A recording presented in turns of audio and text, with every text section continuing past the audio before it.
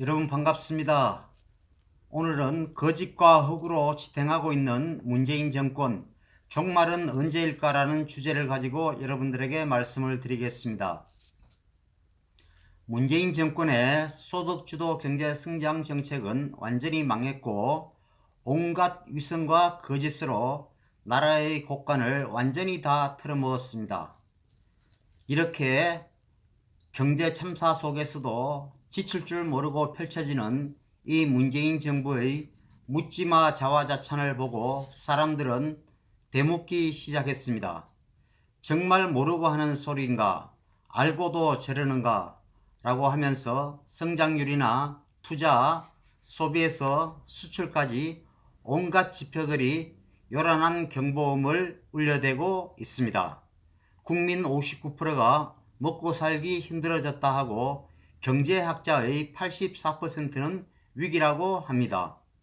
그런데도 불구하고 정부만 경제가 견실하고 고용의 양과 질이 개선됐으며 국가 경쟁력이 강화됐다는 꿈같은 말만 쏟아내고 있습니다. 일부 유리한 수치만 뽑아내 낙관론을 펼치며 위기 경고를 음모로 몰아붙이고 있습니다. 이 과도한 자신감의 근거는 무엇이라고 할 수 있겠습니까? 무지에서 나오는 것인지 뻔뻔함인지 도대체 알 수가 없습니다.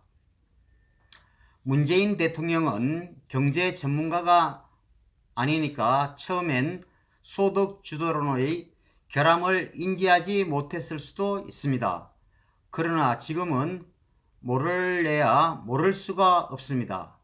일자리가 사라지기 시작한 것도 벌써 1년이 훨씬 지났습니다. 가난한 계층이 더 가난해지고 빈부격차가 최악으로 벌어졌으며 서민 경제가 완전히 무너졌다고 할 수가 있습니다. 일부 관변 좌파 학자를 뺀 대부분의 경제 전문가, 국제기구와 해외 기관까지 정책 부작용을 경고하고 있습니다. 문재인 대통령과 청와대도 이러한 부분들을 모를 리가 없습니다. 언제부터인가 문재인 정권에서는 소득주도란 용어를 애써 피하고 있는 것이 이 증거라고 할 수가 있습니다. 그러면서도 정책엔 문제가 없다고 합니다. 부작용은커녕 정책 성과가 나타나고 있다며 뻔뻔한 거짓말을 서슴지 않고 있습니다. 이것은 정말 알면서도 우기고 있는 것이 아닌가라는 생각이 듭니다. 문재인 대통령은 조국 사태를 합법적 제도 속의 불공정이라고 했습니다. 명백한 위법 행위가 확인되지 않았다고도 이야기를 했습니다. 조국 일가족의 위법 혐의는 정경심씨 공소장에 나온 것만도 10개가 넘습니다. 입시 부정에서부터 사모펀드 횡령까지 수많은 혐의가 제기되고 그 대부분이 사실로 확인되고 있습니다. 그런데도 불구하고 문재인 대통령은 합법의 테두리 아니라고 말을 하고 있습니다. 친문 지식인들은 조국 가족이 무죄라 우기고 여당은 수사하는 검찰을 나쁘다고 비난까지 하고 있습니다. 자칭 의용 지식인이라는 좌파 농객 유시민은 조국의 아내가 PC를 빼돌린 것을 두고 증거 지키기라고까지 궤변을 털어놓았습니다. 이쯤 되면 비호나 편들기가 아니라 명백한 사실 부정이라고 말을 할 수가 있습니다. 이렇게 좌파 지식인인 유시민은 작정하고 거짓말을 하고 있는 것입니다.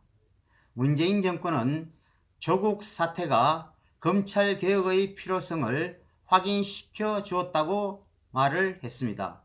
그러나 이 사건이 우리에게 알려진 것은 정권이야말로 검찰개혁의 최대 방해물이라는 사실이었습니다. 청와대와 여당, 심지어 대통령까지 나서 노골적으로 수사를 방해하고 검찰을 압박했습니다. 적폐를 청산하겠다며 검찰을 충견처럼 부린 것도 이 문재인 정권이었습니다. 그래놓고 지금에 와서 갑자기 검찰의 중립성이니 피의자 인권을 따지고 있습니다. 말로는 검찰 개혁이라지만 사실은 공수처라는 또 하나의 충견을 만들고 싶어하는 것입니다. 속이 훤히 들여다보이는 거짓말입니다. 문재인 정부의 국정은 허구의 패러다임에 의해 지탱되는 분야가 많다고 할 수가 있습니다. 문재인 대통령은 북한의 의지가 확고하다면서 금방이라도 비핵화가 해결될 것처럼 올인했습니다. 그 말이 얼마나 허구에 찬 거짓말이었는지는 삶은 소대가리 운운하면서 도발 강도를 높여가는 김정은이가 직접 입증해 주었습니다. 온통 장밋빛으로 포장된 문재인 대통령의 평화 경제론도 현 시점에서 바라보면 허구에 찬 말일 뿐입니다. 평화 경제의 대전제가 북한의 개혁 개방인데도 불구하고 이는 김정은 족벌 체제와 구조적 모순이기 때문에 절대로 평화 경제를 이룰 수가 없습니다. 문재인 정권이 이러한 부분을 모르진 않았을 것이라고 저는 생각을 합니다. 이것은 알고서도 국민을 속이는 짓이라고 밖에 바라볼 수가 없습니다. 청와대는 일본과의 군사정보협정 즉 지소미아를 파기하면서 미국의 이해를 구했다고 발표를 했습니다. 이 역시 사실이 아니었습니다. 미국 정부 고위 관계자가 거짓말 즉 라이라는 코멘트까지 냈습니다.